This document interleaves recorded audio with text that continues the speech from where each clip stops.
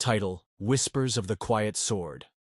In the revered Temple of 10,000 Leaves, disciples honed swordsmanship, meditation, and the harmony of blade and spirit. Among them was a boy not meant to be there, Lin Yuan, a gardener's son with no lineage, no martial roots, and no voice.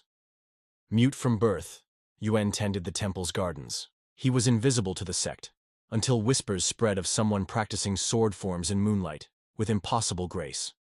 The elders dismissed it as nonsense. But one, the blind sword sage Master Hui, grew curious.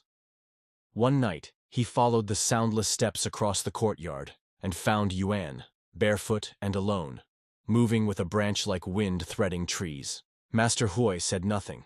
He simply left a training sword behind the next night. Yuan returned, found the blade, and bowed deeply to the darkness. Unbeknownst to him, that sword was no ordinary weapon. It was the silent fang, forged centuries ago for a warrior who could hear the wind speak. Most who tried to wield it went mad from its silence. But for Yuan, the mute boy, it felt natural. Master Hui watched from afar, never revealing himself, letting Yuan grow in secrecy. One spring, a wandering assassin entered the temple grounds under a peaceful guise. He came seeking the silent fang, believing it could turn the tide in a coming war. The assassin struck in the dead of night, killing guards and wounding the sect leader. Chaos erupted. The sword was stolen from its shrine, except it wasn't. The real silent fang had already chosen its master. As the assassin fled through the garden paths, Yuan appeared, standing in the moonlight with the blade he'd trained with in silence for years. "You?" the assassin laughed. "A gardener?" Yuan said nothing. Their duel was swift, but strange. The assassin attacked with noise, rage, and fire. Yuan moved without sound, each step echoing calm.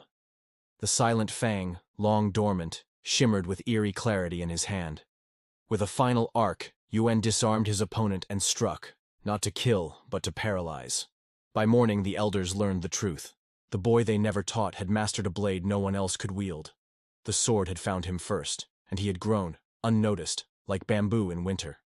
Master Hui smiled and finally spoke to the sect. "Sometimes, it is not thunder that shapes mountains, but quiet falling snow." From then on, Lin Yuan was no longer just a gardener. He was called the silent heir of the sword.